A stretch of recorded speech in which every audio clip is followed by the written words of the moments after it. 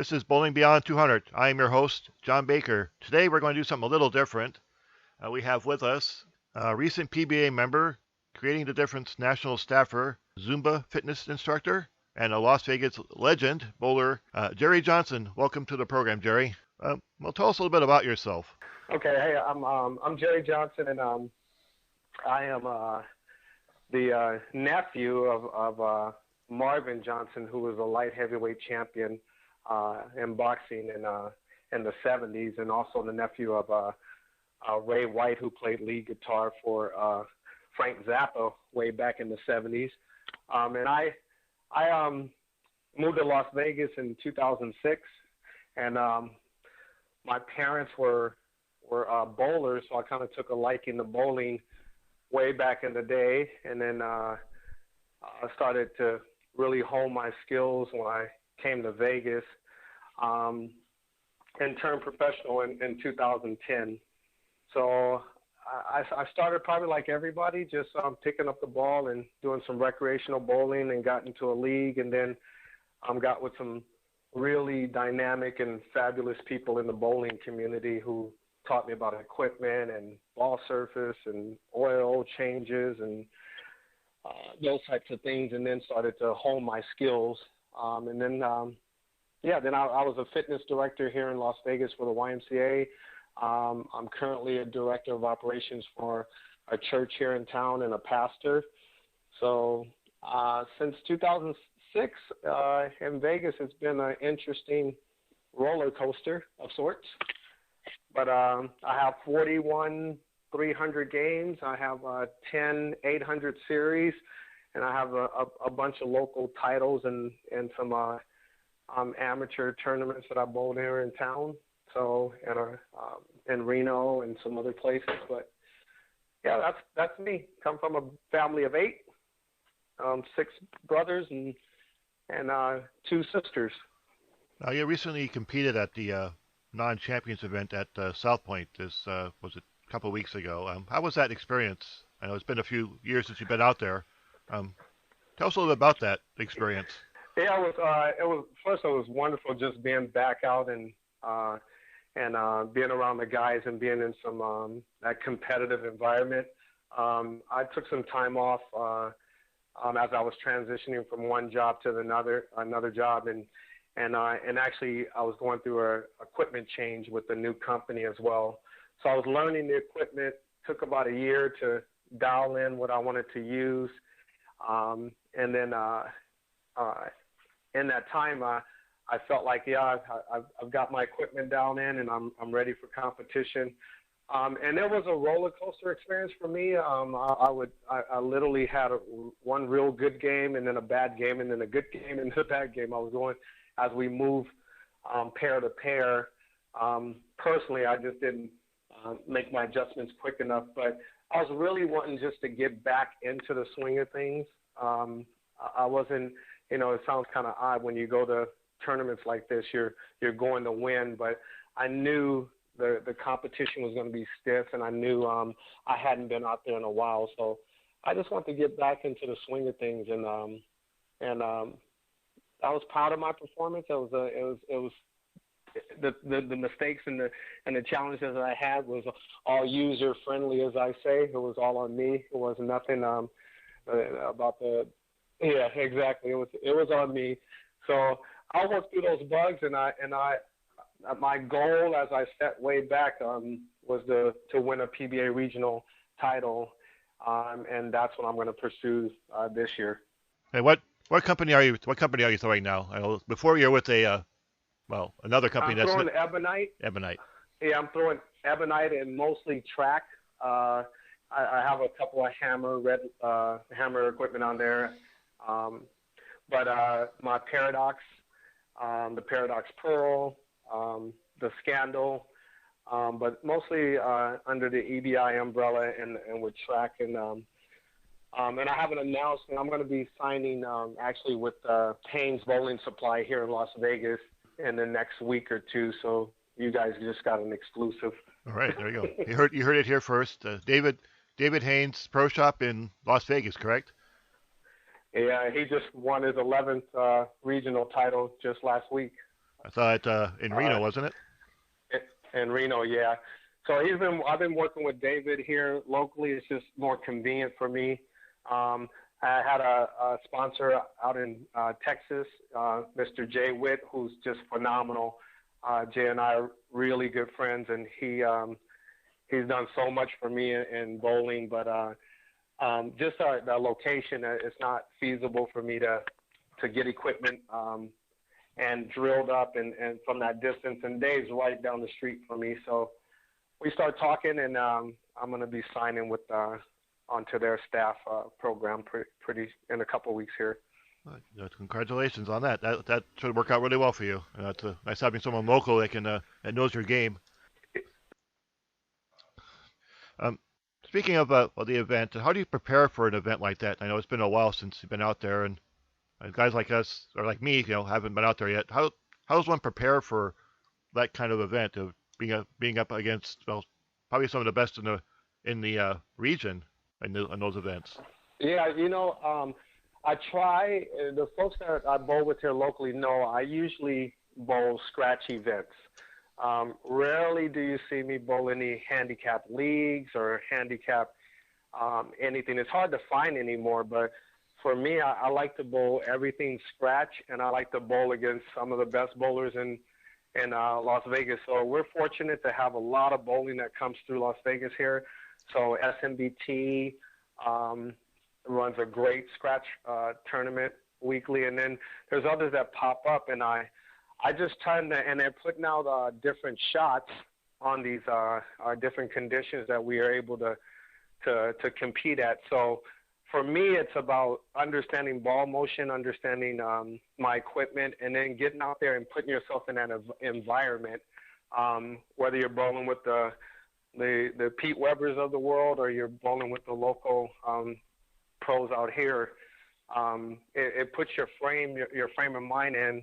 So I try to look for things that are that'll have a match play at the end, or they'll have a format that's similar to the PBA. Your tournaments, John, are awesome. Out in Laughlin, I like bowling those because it's typically something that's a condition, and you guys even did the TV show that I'm out in Laughlin, or one of the events with out there in Laughlin that I did, and it just puts you in that mindset. So if you're going to bowl on a PBA tour, you got to kind of start preparing for it. League bowling is so much different, where you're just kind of hanging out and throwing the ball and no one's really concentrating. But for me, I try and keep that repetitive and the environment looking like the PBA tour. Prepare you mentally for that. To bowl the better events against the better bowlers. The better they bowl, the better you bowl, right? Yeah, I think if you bowl, if you're bowling on a PBA condition, you have to be accurate. You have to be able to shoot spares. They're not putting out conditions that are equal to house shots. They're putting out these animal patterns and some of these tougher patterns. So if you're bowling league events where there's a 40-foot or 39-foot shot and it's walled up on the track area, and you go out on the PBA, you're going to find yourself completely frustrated. So bowling nationally, the nationals events, the scratch events, and something with some condition on it, with patterns on it. There's a lot of bowling that's out there that just has, they just have a house shot out, and that's not going to prepare you if you're trying to go to the next level. You need to bowl something that's going to have some tougher conditions, and you got to see that environment. When we're standing there and you're bowling against some of the PBA members, and you need to strike, and you have to hit a needle in a haystack, so to speak. You have to be able to execute. So repeating shots and making spares is critical to be able to even compete. And now mentally, how do you prepare mentally for something like that? Physically and mentally are two different things. So mentally, you're out there against the best in the world. How do you prepare mentally for that kind of condition or that kind of environment. Yeah, it can be intimidating, but being on the national staff with CTD, we have this educational program and some resources that they share with us. And it's actually a book that I read called Mindset, and some of the other PBA bowlers have put some books, some great books out there that kind of get your mental game. In fact, physically, going through an 8-game set or a 16-game block, or say a week that you're bowling on the tour, and you're bowling multiple games, the physical part gets the wear down, and I'm in pretty good. Like I said, I taught fitness, so I'm in pretty good shape. But the mental part can be so draining. You execute one bad shot, it can snowball on you quick. So the way I do is you got to go in with the mindset of a number that I'm trying to hit. Some bowlers go in and let's say the field is averaging 220, right? And I'm shooting 210. I know the number out there is 220. I know the field is shooting 220. So I'm not trying to shoot 300. I'm not trying to shoot 270s. I know the scoring pace for that block or that field is in the 220s. So you got to mentally look at the field. You got to look at what's happening and not chase strikes. You just got to be in the number and give yourself an opportunity. So it took me a few years to figure that out. I used to, when I first went out in 2010, if somebody threw a double, I thought I had to throw a double. If somebody had 4 or 5 in a row, two lanes across from me, I felt like I had to throw, 4 or 5 in a row. And I start chasing strikes and mentally just take yourself out of it. Now, being a little more experienced, I look at those opportunities, and they might be on a pair that's yielding a 240 game or 250 game, and I'm on a pair that's yielding 210. But we move on the PBA Tour. We're crossing pairs. So you look at the scoring pace and the overall number and see what number that you got to be in to get to the cut. So the top 16 or the top 8. That's what I look at now, and that's what I'm focused on. And then that gives you an opportunity to even try and win the tournament. But you don't chase yourself out of it. You can't miss spares. And mentally, you just you're looking at those things and trying to dial it in. Every shot counts. Every pin counts. So you really got to focus on the moment and not get ahead of yourself. Bowling Beyond 200 is sponsored by Old Roy's unique bowling ball cleaner. They make early shift for a great general all-around cleaner and late shift for when the lanes break down. You can check out their products at www.oleroys.com. That's OLEROYS.com.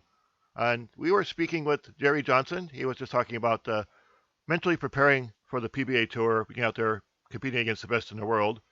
Don't chase the players, just have a number in mind, the cut number, he said, and don't be looking around and try to chase the guy shooting 300, a guy shooting 270. Yes, absolutely. I mean, you're going to, it's a grind. You got 8 games. So, if you're running a marathon, you don't run out and start sprinting. You're going to pace yourself. So after, 3 or 4 games, they're putting cut numbers up. And you're seeing what the scoring pace is. So I'll look at the leaderboard and I'll see who's leading the overall tournament, and what are they shooting. So they may be averaging 220, 225, 226. And then I'll look down and see what the cut number is. The cut number may be only at 206.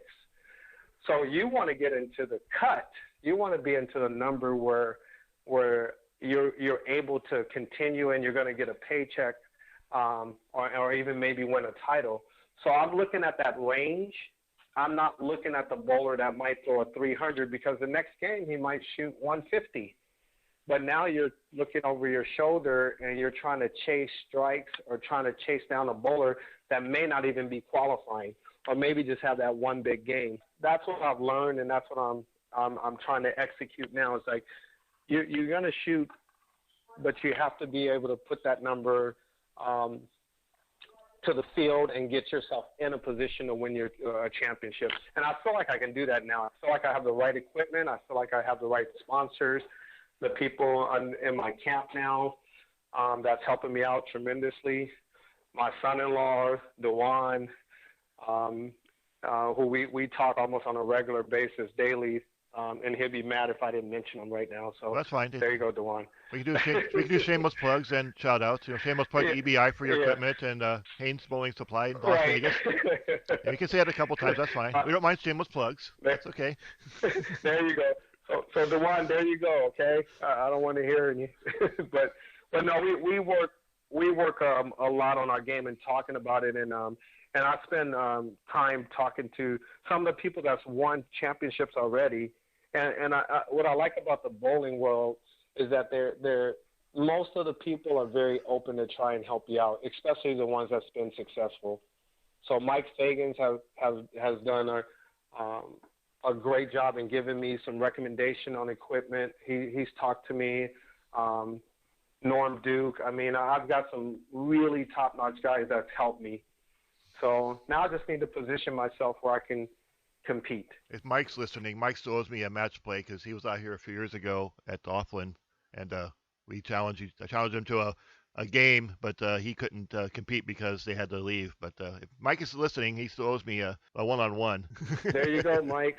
And Mike, thank you for that tip. I was in California bowling a tournament, and he came over to me, and he said, "Hey, nice set." And then he gave me a big tip. I won't bore you with the details, but it was instrumental in helping me with gaining some more knowledge. So he didn't have to do that. So Mike, I appreciate that, man. Thank you. Mike is a class act. He actually signed the bowling ball. Is one of his track balls he had a few years ago, and he gave it to me. So yeah, he's a class act, and I guess he also is a good instructor, from what I understand. Yeah, absolutely. Yeah, and unsolicited information, that's what's cool. Mike Hogan, the same thing. I don't know if you had a chance to meet Mike Hogan, but another guy, yeah, very down to earth and very willing to help. So I do appreciate him. So it's fun competing against those guys. Actually, Mike is I call it a friend-in-law, since my niece's husband and him used to work together. So Mike is a friend-in-law, to coin a phrase. Friend-in-law. It's a friend-in-law, yeah. Patent that. What's that? Patent that. Yeah. You can patent that. You can patent that one. Put that into the list, friend-in-law. Fitness is a big part of your life, and how does the Zumba or any fitness in general relate to your bowling? I mean, how do you physically prepare for that much bowling? I used to have people used to ask me, is bowling a sport, right? And I know that's been debated, and just like golf. Yeah, I tell them, just, when you're throwing a 15 or 16-pound ball and using your fingers and wrist and using your legs to drive into, your shots and your arm swing and all that, you got to be in shape. So for me, I teach on a weekly basis a Zumba class, but I have probably 13 certifications in fitness, from body pump to strength conditioning programs. I was a personal trainer, so I believe that that part is easy if you take care of yourself, and I try and stay committed to strength and conditioning for the endurance of it. So if I'm going to bowl an 8-game or 16 games, I might be doing an endurance class that week to make sure my heart rate is when you get in those pressure situations, I can control my breathing, I can control my pace, and my arm swing is not fatigued. I'm not tired. So I'll do a lot of those fitness exercises and classes to prepare for that. So it's crucial, and preventing injury. I can't. For me, if I don't have my legs, if I'm sticking, or if my knees are achy, my game is gone. It's like you might as well toss it out of the window. So it's important to me to do lunges and squats and do those programs that strengthens the muscles around those areas, to make sure that when I'm competing, that's the last thing on my mind. I'm more thinking on the mental part of the game versus the physical part. But you'll hear that over the bowling world, how many people, my neck or my back or my ankle or this injury, and it affects your games tremendously. And you can't compete at the high level with those injuries. Just like any professional athlete, you'll be able to do some things, but you're going to limit yourself. And I try to stay on the tip top. And I'll break some news for you, John. Most people, I don't know, even know if you know this. In 2010, I had heart surgery, and I have a cardiac pacemaker since 2000. And I had it replaced in 2010. I had it since 2006. But since I've been doing fitness and doing exercise programs, I don't have a handicap placard. I don't have any medication. I don't have any of those things because of the physical condition and the exercises that I do. So it hasn't restricted me or limited me at all being a professional bowler or bowling in general because of my exercise. So I take fitness very, very serious. I've lost family members that I think it could have been prevented had they've just taken care of themselves. So it's very important to me.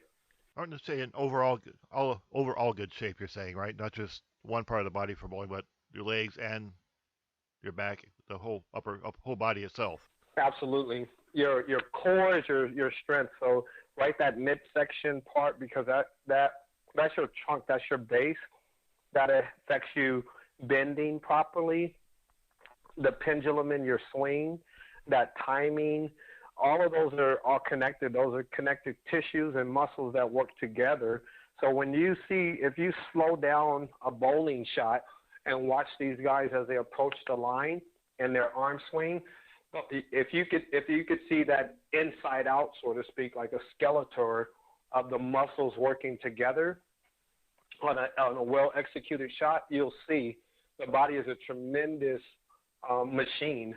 So I believe in taking care of that core and those muscles around it that protect it, because you're dragging 12 bowling balls into a bowling center and you're throwing them for 2 hours. So. Now, nutrition is another part. Is there any special nutritional regimen you have before bowling or to keep in the shape? High protein, low carbs, anything like that? Yeah, mostly protein for me. My wife is a real stickler that an hour before my event, I have to have some type of if it's an early morning, then I tend to have some oatmeal, some raisins or a banana, and I keep a protein bar in my bag, just to keep the energy level up, because that's important as well. Your nutrition is your fuel, your gasoline. So you might be still physically able to do it, but if your nutrition is low, or you don't have enough protein, or you don't have enough, your diet is. If you didn't even have breakfast, I don't know how people skip breakfast. And you have to fuel before these events. If you're lacking anything, like myself, I'm a hypoglycemic, and it's extremely difficult to fuel myself in a long format tournaments. Because since I burn blood sugars really quick, and I have to look at sustainable carbs and a higher protein count. If not, I crash by the third game. I'm done with. And you said in your case, use absolutely protein shakes and a trail mix, peanuts. Like I said, my wife keeps me on point with the nutrition. She's in fitness as well,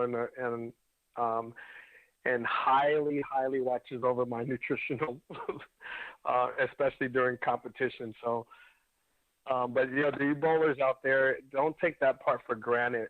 It's I understand recreationally if you want to relax a little bit and have a pizza or something, but if you're bowling serious tournaments or competitively, that's an hour before your competition. You should be fueled.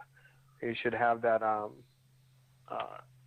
something in your system that you'll be able to feed off as you compete. CTD, or Creating the Difference staffer. Can you tell us a little bit about CTD? And you mentioned that briefly about their training program or a video program.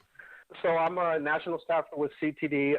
Ron Hicklin, who was just an awesome guy, created the company called Creating the Difference. And I kind of jumped on board when they had the product, a ball cleaner called the Purple Stuff.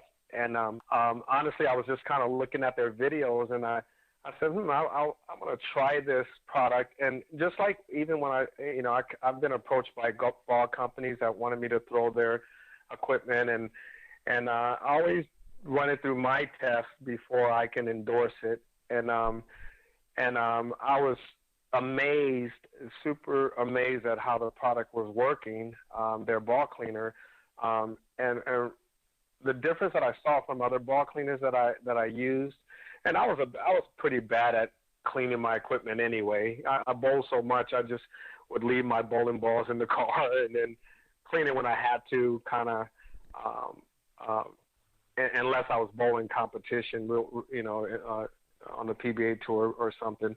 But this product was able to extract the oil from the ball and give me a that squeaky tacky feeling that I'd never seen before. And for me, being a down and in player, my ball speed's important, and I'm accurate, but I can leave 10 pins at a time.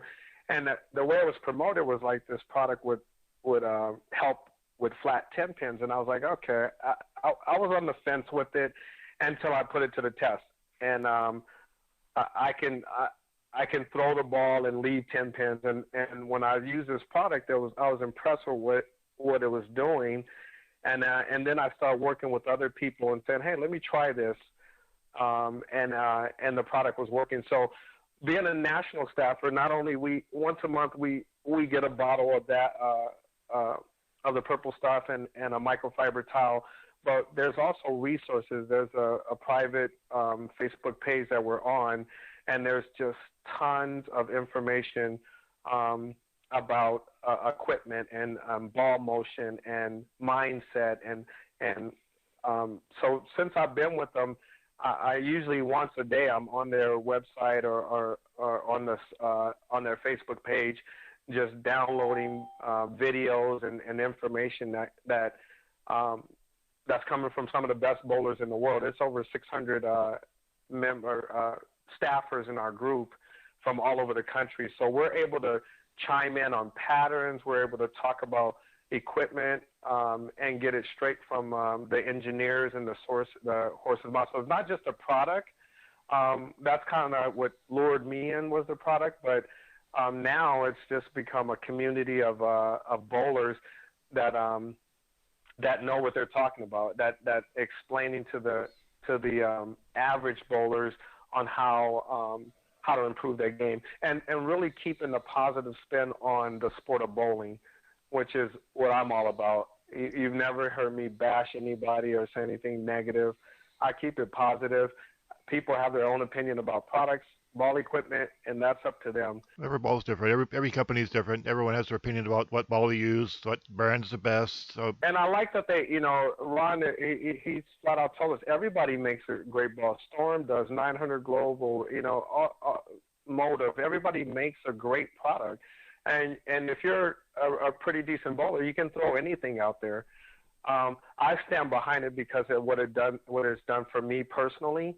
And when I see things that I can stand behind, and especially when the company is being positive, that's probably the most important thing to me. Me being in the church community and a pastor, I look at things a lot differently, and I try to keep things positive and not that negative influence. And behind the scenes, that's probably something the public doesn't see, but on our social pages and the way we're talking is completely positive. We've even had to remove people from bashing other people and being negative. It's just something that the company doesn't tolerate. So I'm happy to be a part of CTD and their program, and I'll stand behind them 100%. That's great. And I've met Ron Sr. Last year at the Las Vegas Team Championships. Ron Sr. is quite a character and actually a really good bowler himself. I don't know if you've yes. I actually got a Facebook photo with him. I don't know if you ever posted it, but we took a photo together because I was wearing one of their patches at the time. And it's like Ron Sr. Okay. He's a character, I tell you. I was bowling right next to him, and for he must be in his late 70s, Senior. Yeah, he's in his 70s, and he's a good bowler. He's a really good bowler. He was taking some of the brackets. Yeah, I had a chance to meet him here in Vegas. We took a picture as well, a photo. I got to see him throw maybe a couple shots. They were ending the game when I ran into him. But yeah, he's funny. He is a funny He's a man. Yes. funny guy. Absolutely. We have a few callers on the line, online that I'd like to take ask a few questions. We have Jerry Johnson on here. I know you may have brought a few people with you. Hello. Who do we Hey, have? Who do we have? Dada Presley, how you doing? Dada, I'm good. I'm good. How you doing today? doing well. I know I've had the opportunity to bowl with you, and you've given me some great advice. I guess the main question is we had briefly spoke about you spoke today about equipment, and I was able to use one of your balls, the reactive ball. Can you explain exactly what the benefit is of that when, let's say, you throw a ball with a slight, I guess, hook to it? What's the benefit? Yeah. So Donna and I bowled at Suncoast before, and he was throwing a plastic ball, and I noticed that he could throw the ball pretty well. I could tell he could bowl. So I put a reactive ball in his hand and told him to throw the ball the same way he would normally throw it. And what did you bowl, Dad? I think you shot 256 or something. You shot something crazy like a. It was my bowling ball, John. With my bowling ball. But what I was telling him, I think what he's alluding to is that the when you walk in the bowling center, there's plastic balls there for the public to use. And what I was describing to Dot is that those balls are designed to go straight. They're straight bowling balls. They're forgiving for just the average person, and they're stuff that the bowling equipment that we use, that we buy out of the pro shops or online and across the country. Those reactive or resin balls have a core inside or a weight block inside that gets the ball to move. More so than like a plastic ball doesn't have that. So it's more just the weight block and the surface of the ball and how it reads the lane. So without getting too technical, that's going to get the ball to move left without you even having to do much about it. You can just roll in it. It's gonna tilt the direction that you have the ball. In your case, not the way you spin the ball. It's going to go left. Okay. Yeah, I didn't realize like how beneficial it was once you decide to really change your equipment. It's a different type of sport coming from just, I guess, your everyday pickup bowler for recreation, where right. You get a piece of equipment in your hand. You're like, man, this really changes your outlook as far as bowling as a whole. Yeah, and I say knowledge is power. When I was first coming up in the bowling rank, nobody told me these things, and they weren't going to share that information with me. It was going to be something you had to figure out for yourself. So I would get, beat many, many times just not understanding equipment, not understanding lane condition, why I was repeating shots and getting the same results, and these other people were striking around me. So once you have the knowledge and understand, and Marty Hinton here and was probably the first person that took us under his wing, Dewan and I, and just showed us and gave us just this 2-hour lecture on equipment and ball changes and pitches. It like the light bulb came on, and I was able to understand it. And with me, just like Mike Hagen and Mike Fagan, I just went out and shared unsolicited. I'll help anybody that asks for help. I'm not ashamed. I feel like That's true. The sports needs it. You need to not isolate yourself. We need this in our sport. We need to invest in the people that are trying to bowl, if it's recreational, if they want to compete on a bigger level. So I'm all about sharing. And Jerry has done that in one of the tournaments we had here in Laughlin. I paired him with one of our up-and-coming Laughlin stars, Tyler. Right, yeah. He learned a whole bunch. Jerry was very upcoming, very forthright, and he taught him a lot. And actually ended up losing in a match to you, but that was he he led the tournament Well, because I'm of not it. gonna let him beat me, John. No, just kidding. But he did lead the tournament with your help. He did lead the tournament that day, so it was invaluable information that Jerry shared that you shared with him, and he still talks about this to this Yeah, day. that's awesome. That's good to hear. Yeah, I think it's and you'll hear people trying to give back, just like you're doing, John, with your show here, is just trying to open up the doors for the bowling community. So I appreciate you even having me on and giving me this platform to share. But I think this is what bowling needs, and that's why I'm so willing to even come on and willing to share information with other bowlers out there. We appreciate you being on.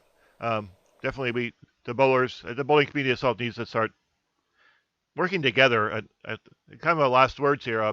We need to work together. There's so much you see on the social media, people back and forth about the littlest things, and that's creating the rift that is between league bowling and tournament bowling and all these centers closing down because there is no set. Everyone's working against each other, and you even see our USBC president posting now on these.